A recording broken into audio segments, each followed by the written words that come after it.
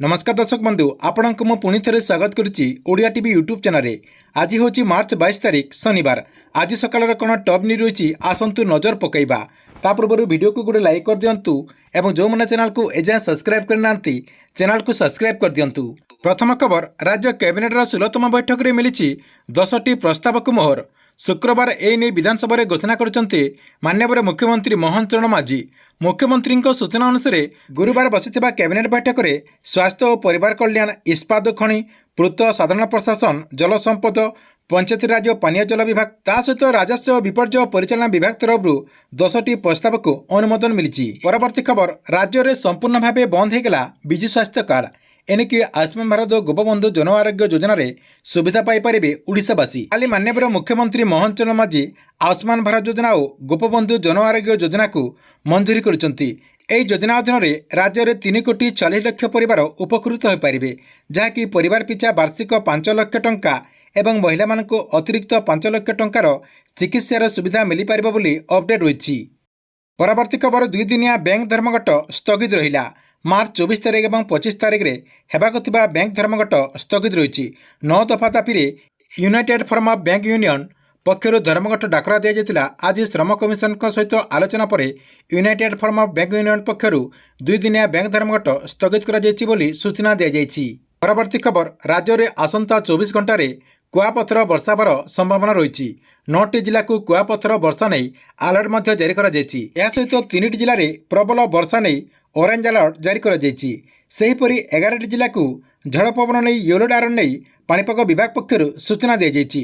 तेबे आसंता 3 दिन पर्यंत राज्यर विभिन्न स्थान में बैशाखीर प्रभाव देखा मिलिब बोली भुवनेश्वर स्थित आंचलिक पाणीपाग विभाग तरफ अनुमान कर। परवर्ती खबर, कौशल को मिलबनी राज्य भाषा मान्यता बोली अपडेट होइछि। गृह रे एने स्पष्ट करछंती ओडिशा भाषा संस्कृति और पर्यटन मंत्री सूर्यवंशी सूरज।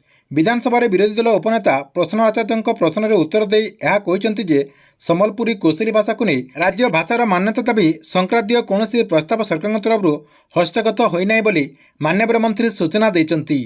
परवर्ती खबर, छत्तीसगढ़ गरियाबंद पुलिस माओवादी मुहांमुही घटना महकमरू मिली पुला टंका। पटरीपाणी जंगल में पुलिस और माओवादी मध्य गुली विनिमय घटी। जवान सर्च ऑपरेशन जो घटनास्थल माओवादी मैंने चंपट मारी। घटनास्थल जवान तरफ 8 लाख टंका जहाँकि जबत कर अपडेट होइछि। परवर्ती खबर, आईपीएल 2025 नुआ सीजन पर अंपायर पैनल जहाँकि घोषणा कर एथर 7टी नुआ अंपायर को सुजोग दि जाइछि। प्रथम रही Swaroopanand Kannada, Ajit Bhattacharya, paras Joshi, Anil Sahasrabuddhe, केयूरू Keller, cookies Gandhi एवं अभिजीत बेंगी यही सब जहाँकि आपंकर जो आईपीएल है से आईपीएल रे अंपायर करेंगे बोली अपडेट रही। परवर्ती खबर, शुक्रवार विधानसभा आरंभ विधानसभा प्रबल हट्टगोल देखा मिलता। नारी सुरक्षा प्रसंग में कांग्रेस जोरदार प्रतिवाद करथिला। कला ड्रेस पिंधिकी कांग्रेस विधायक माने गृहर मध्यभाग को आसी स्लोगान देवा सहित घंट बढ़ाइबा सहित तुरी फुंगिकी प्रतिवाद करथिबार अपडेट होइछि। परवर्ती खबर, आज आरंभ हेबो Indian Premier League. IPL 2025 season आज जहाँकि आरंभ हेबो। यार प्रथम मैच रे मुहांमुही हेबे कोलकाता नाइट राइडर्स और रॉयल चैलेंजर्स बेंगलोर। कोलकातार इडेन गार्डन रे टूर्नामेंट उद्घाटन उत्सव पर सबु प्रस्तुति हो सारी बेले यह संपूर्ण धोई जीवार संभावना रही बोली अपडेट रही।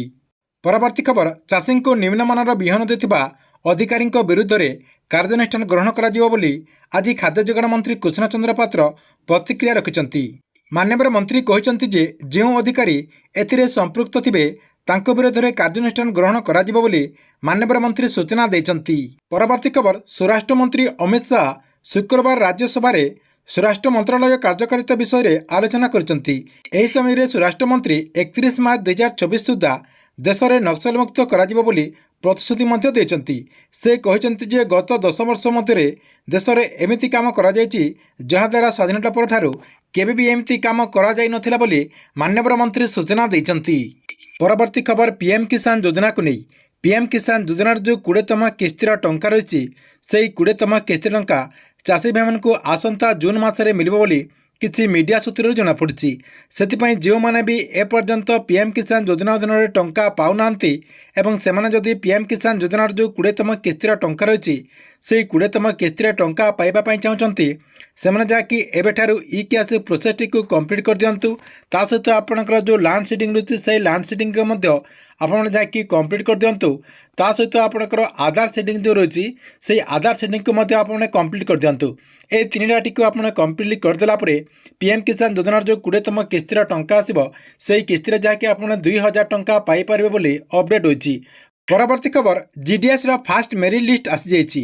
ଯେଉଁମାନେ ବି ଜିଡିଏସ୍ରେ ଆବେଦନ କରିଥିଲେ ସେମାନେ ଯାହାକି ଆପଣଙ୍କର ଯେଉଁ ପୋଷ୍ଟାଲର ଅଫିସିଆଲି ୱେବସାଇଟ୍ ଅଛି ସେହି ଅଫିସିଆଲି ୱେବସାଇଟ୍କୁ ଯାଇକି ଜିଡିଏସ୍ର ଫାଷ୍ଟ ମେରିଟ୍ ଲିଷ୍ଟ ଯାହାକି ଦେଖିପାରିବେ।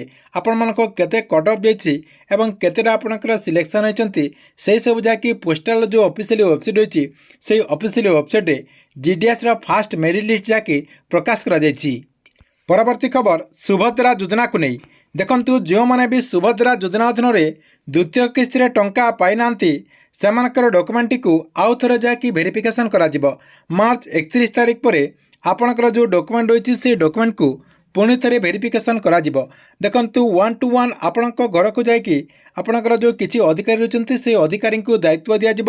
ସେହି ଅଧିକାରୀ ଆପଣଙ୍କ ଘରକୁ ଯାଇକି ଆପଣଙ୍କର ଯେଉଁ ଡକୁମେଣ୍ଟ ରହିଛି ସେହି ଡକୁମେଣ୍ଟଟିକୁ ଭେରିଫିକେସନ୍ କରିବେ। ତା ସହିତ ଆପଣ କାହିଁକି ସୁଭଦ୍ରା ଯୋଜନା ଅଧୀନରେ ଟଙ୍କା ପାଇଲେନି ସେହିସବୁ ମଧ୍ୟ ସେମାନେ ତର୍ଜମା କରିବେ। ତର୍ଜମା କରିସାରିଲା ପରେ ଯଦି ଆପଣମାନେ ଯୋଗ୍ୟ ହୋଇଥିବେ ଏବଂ ସୁଭଦ୍ରା ଯୋଜନା ଅଧୀନରେ ଟଙ୍କା ପାଇବା ପାଇଁ ଯଦି ଉପଯୋଗୀ ହୋଇଥିବେ ତାହେଲେ ଆପଣମାନେ ସୁଭଦ୍ରା ଯୋଜନାର ଯେଉଁ ଆପଣଙ୍କର ନେକ୍ସଟ କିସ୍ତିର ଟଙ୍କା ଆସିବ ସେହି କିସ୍ତିରେ ଏକା ସାଙ୍ଗକୁ ଦ୍ୱିତୀୟ କିସ୍ତିର 5000 ଟଙ୍କା ଏବଂ ଆପଣଙ୍କର ଯେଉଁ ତୃତୀୟ କିସ୍ତିର ଟଙ୍କା ଆସିବ ସେହି କିସ୍ତିରେ ଆପଣ ଆଉ 5000 ଟଙ୍କା ଏକା ସାଙ୍ଗକୁ 10000 ଟଙ୍କା ମିଳିପାରିବ ବୋଲି ମାନ୍ୟବର ଉପମୁଖ୍ୟମନ୍ତ୍ରୀ ପ୍ରଭାତୀ ପରିଡ଼ା ସୂଚନା ଦେଇଛନ୍ତି।